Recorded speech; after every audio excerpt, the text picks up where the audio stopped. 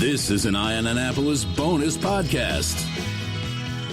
Once again, my favorite spot in the world, right at the mouth of Back Creek, looking out to the Chesapeake Bay and beyond. But right in my near vision is I'd like to say some old bag that really saved us from COVID, but it's the Wilma Lee, which has some kind of an old name of a boat.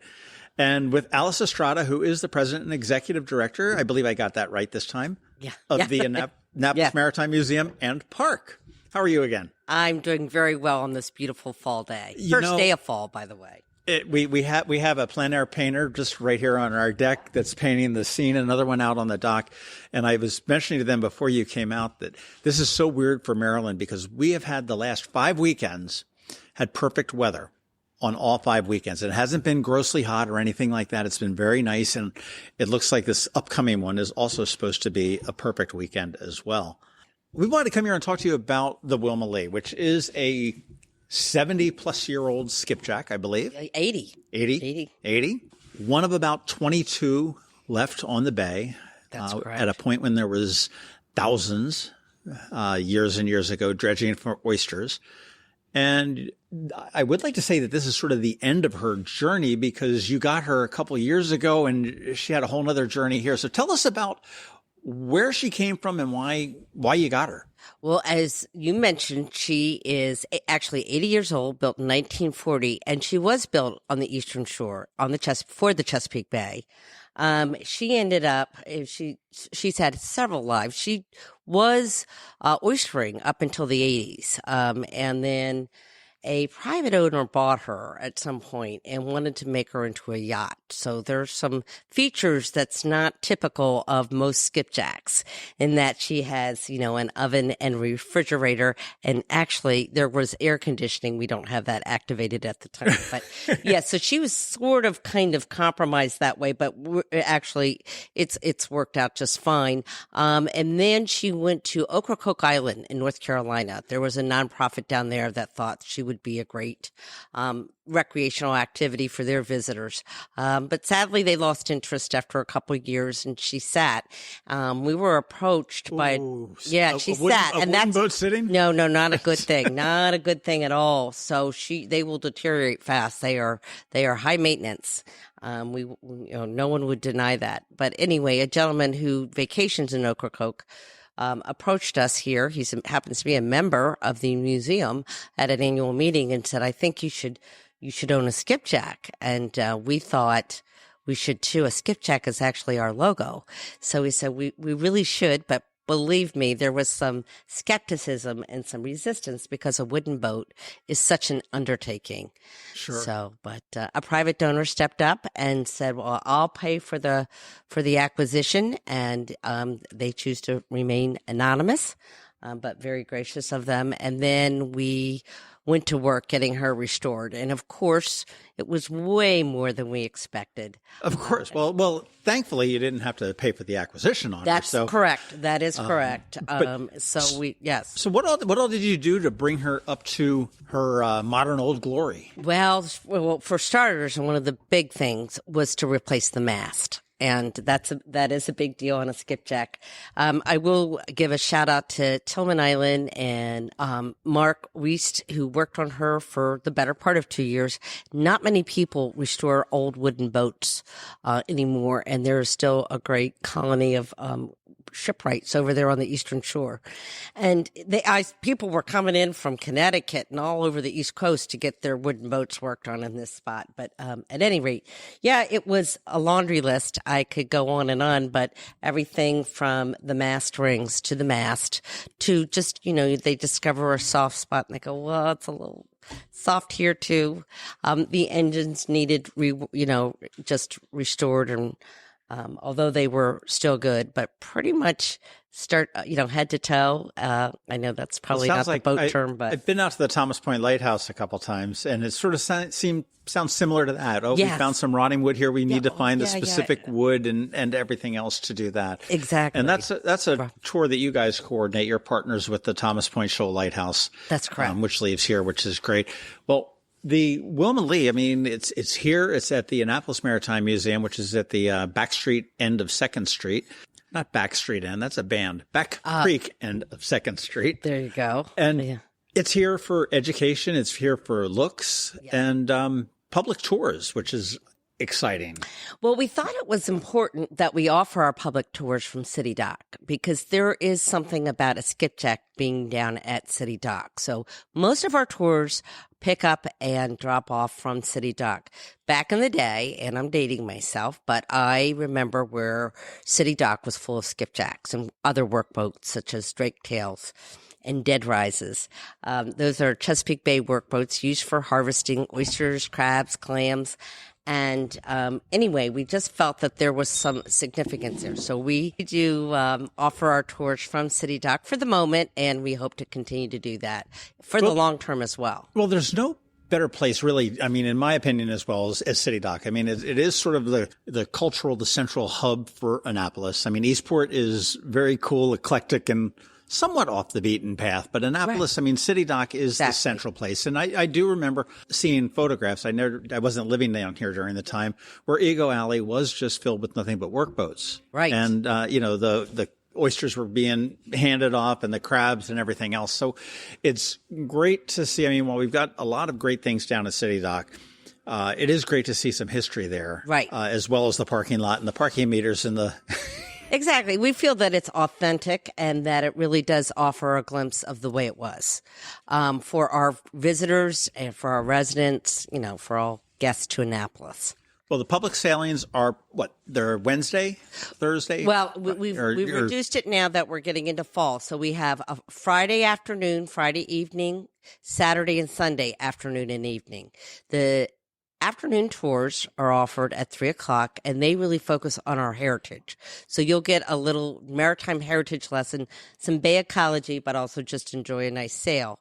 Sunset tours are a little lighter on the narrative, but they're certainly enjoyable, and adult beverages are served. So it is light on the narrative, heavy on the beverages. Yeah, exactly. Nothing. Yeah, nothing and I actually was out there last Friday night. It was a glorious evening, just really lovely. It really was. I was out there on Sunday. You were gracious enough to allow my daughter and I to go on out, and it was just absolutely fantastic with Captain Rick and the crew that was out there, able to answer any question you threw at them. And what I love about Annapolis, and I've lived here for over 20 years, that I always learn something new whenever I get involved with somebody like that. And I never knew, and maybe you don't know. Do you know what's in the bottom of the Triton Light on the corner of the Naval Academy? Seems like I've heard this before, but I don't recall. What is it? Yeah, I went with a wise ass answer and said concrete, but there's a globe filled with water that was gathered by submarines in all of the 12 seas around the world. Did you learn that on our tour? I did. Oh, right. What a nugget. I did. I was no, I said, I can't believe that. I never knew that, which I think is really kind of neat. Okay. The sunset tour was fantastic. I mean, we went out as, far as we could, turned around. You had the great sunset setting behind Annapolis. And I imagine that changes a little bit between spring and fall and everything else, depending on where the sun sets. But if you do get a chance, now you're going to be running the public tours through endish of October, and this is where nobody has a set time schedule, I'm sure. Well, we're actually hoping to we're thinking Halloween will be our last tour, and we really want to do a costume tour if we can. Oh, that'd be fun. So, John, I should mention at this point we're offering, we have to be at half capacity. So for COVID relations. So normally the boat can carry 46, including captain and crew. So we're at 23, including captain and crew. That may raise a little bit if we go into phase 3. It'll be 75% capacity. But I do want your listeners to know that you can social distance, as you know, on the boat. There's plenty of space at 75 feet, and we do have demarcations if you're not sure what 6 feet apart there are little stickers on the deck and everything. And you're outdoors. You're outdoors for sure. So right.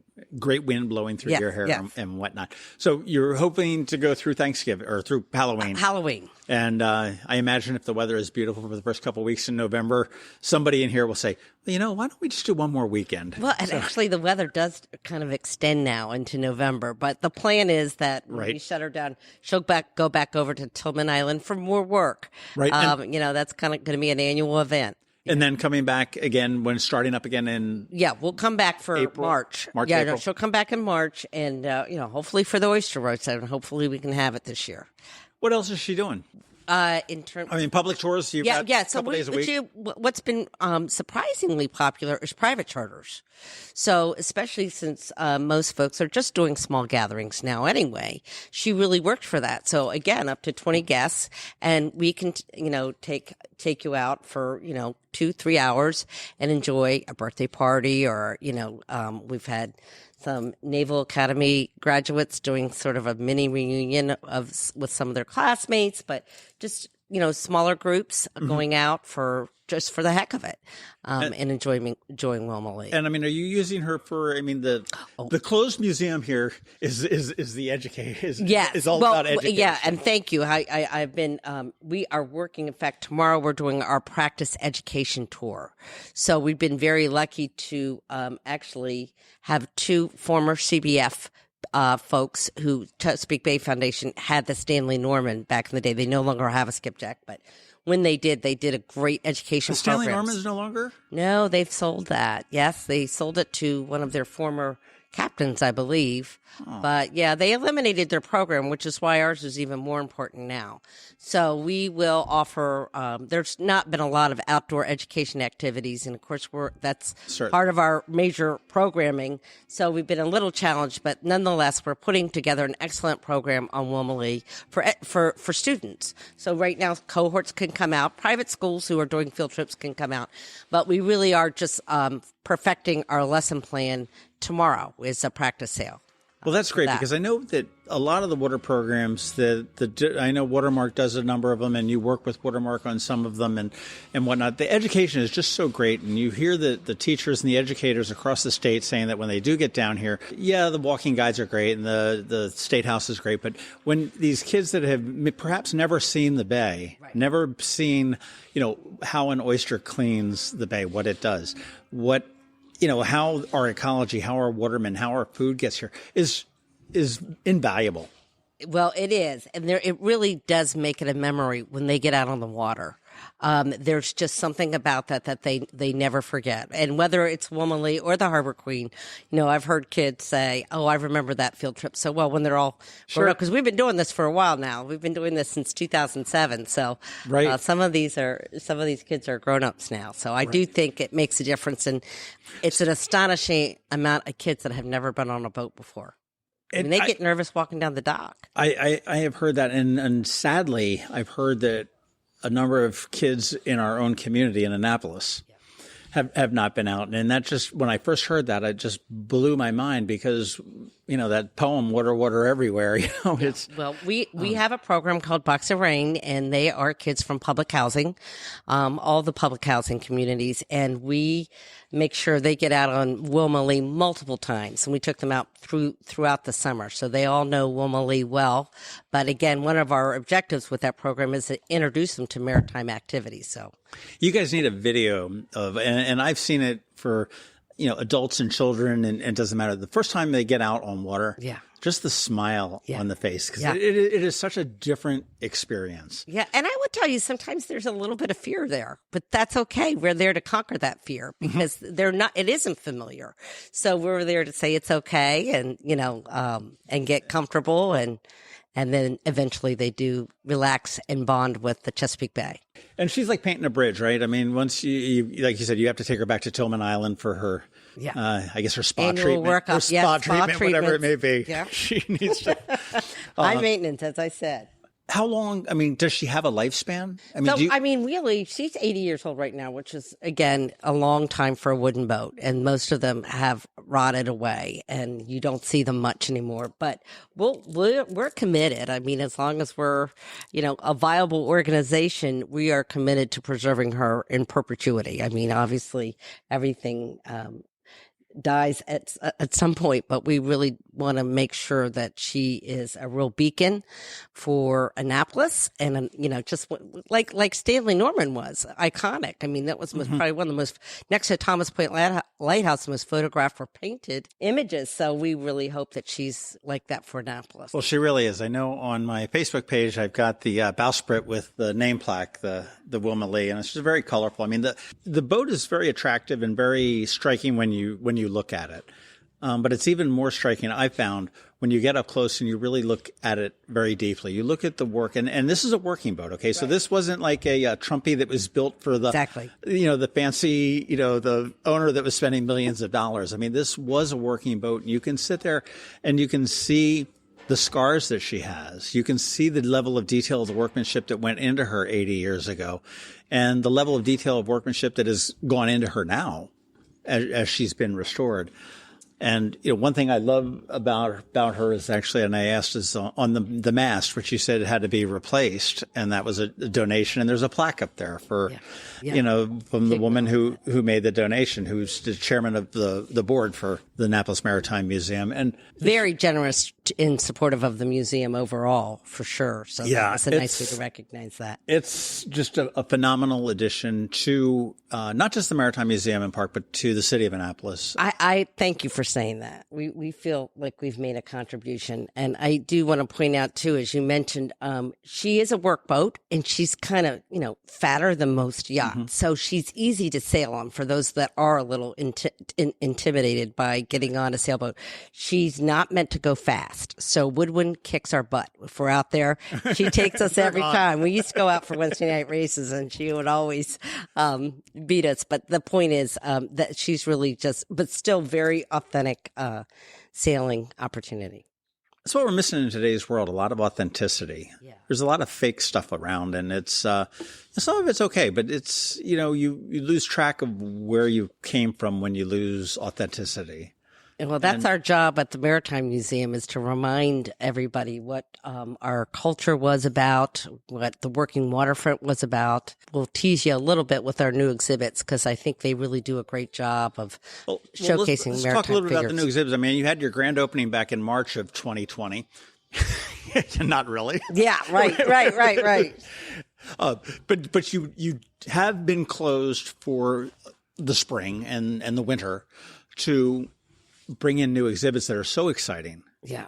And you're getting ready to reopen, maybe? Question mark. So fingers we're crossed? still trying to figure it out. We have the whole irony of it is that they're high tech, high touch. So that's challenging during COVID. Like, how do we do that? Where, do we disinfect after everybody? Do we do timed entry? And to be fair, because of COVID, we got stalled. So while they were scheduled to reopen in April, there was a lot of challenges with the vendors and the various contractors getting in here and getting the work complete. So I think we're really, really done just as of last week. So we visited as a board, and we're really trying to figure out, if we might be able to open by the end of the year. Okay. But we really have to figure out staffing it, how we manage that, and there's a lot to it. So we're getting some good guidance from the. You're dealing with the PPE and the distancing and everything else. How that all works out and how we can make people enjoy it, because it is indoors, and make them feel comfortable. And we're also paying attention to what other museums are doing in the Annapolis community. But I did see, Smithsonian's, a couple Smithsonians are opening up this week. So we might be keeping an eye on them and seeing how that works out for them. Nice.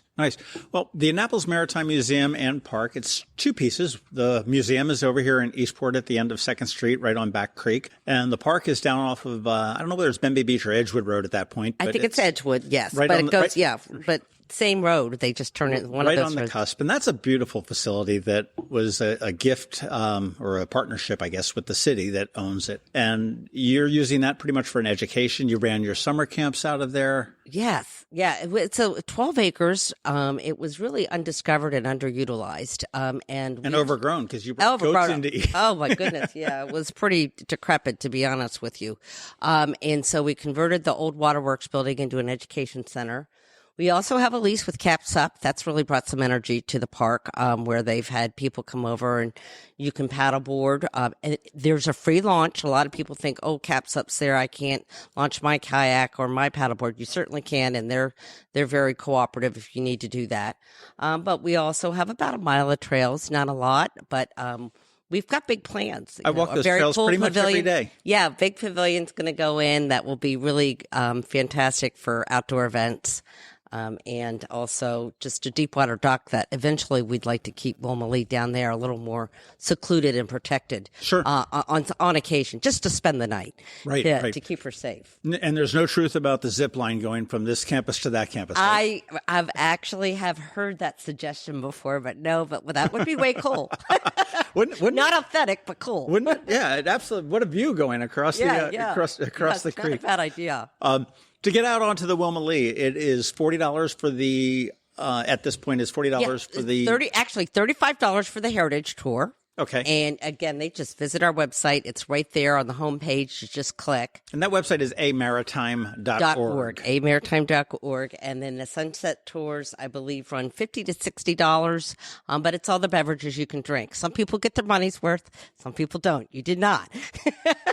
As is the case everywhere. I always get my money's worth. Fantastic. Well, if you don't get a chance to get out on the Wilma Lee in the next couple of weeks, next month and a half, I guess. Yeah, a month and a half. Yeah. 5-6 weeks. And it's beautiful out there. Definitely get out and take a look. She's probably going to be at the Maritime Museum before she goes to Tillman Island, and maybe not sailing. Just take a look at the beauty that is this boat, the authenticity that is this boat. And when she comes back after getting all buffed and shined and waxed and painted and whatever they do, nipped and tucked. Make it a point to get out on there, and hopefully by that time we'll be here able to get into the museum and see the new exhibits, which are pretty fantastic. Yeah, they are. So I'm really eager to show those. Are you going to be doing your winter lecture series this year? So we will. We already had the lineup done, and what we'll probably do is do it virtually, much like Historic Annapolis has done. And I think that actually can work for this format. I mean, I know people are tired of sitting in front of their screens, but I mean, we'll see what happens in January if there is, a vaccine and people are comfortable. We might have very limited in person, but we do have a great lineup. I wish I could rattle off some of the names off the top of my head, but I'm drawing a blank. But we're really, really pleased with it. So we'll get that going. They're always fascinating. Again, I go to them to learn, and you always do. And I mean, that's what it is. I mean, just the knowledge that comes out from some of the people that are speaking of the Bay, the history, the maritime. I know when Trumpy was celebrating their anniversary a couple of years ago. I mean, you had the experts on that with, and they were Trumpy yachts were made just 5 blocks away from here on the other side of the 2nd Street down at the Chart House. And I remember somebody commenting in the audience, like the room was packed, and they were like, "How is it a boat that really stopped building? Was it 40 or almost 50 years ago, and that they were still such a fascination?" Trumpy yachts, without a doubt. Annapolis Maritime Museum, amaritime.org is the place you need to go to find that out. They've got tons of stuff. Explore it around there. They've got audio histories. They've got the exhibits. You can buy tickets to the Wilma Lee. You can buy tickets when they do it in the summer out to see Thomas Point Lighthouse if they resume them, knock on wood, next year. A great small museum that we have. It's I would like to say it's a hidden gem. I don't think you're really hidden, but you're just a true gem of Annapolis. And, kudos to you, Alice Estrada, for, running this whole thing and keeping this ship straight while your captains are keeping the other one straight. It's been some uncharted water this year, but we're hanging in and doing okay. So thanks John. This has been a bonus podcast from Eye on Annapolis. Please visit us at eyeonannapolis.net. Follow us on Facebook at All Annapolis and on Twitter at Eye on Annapolis.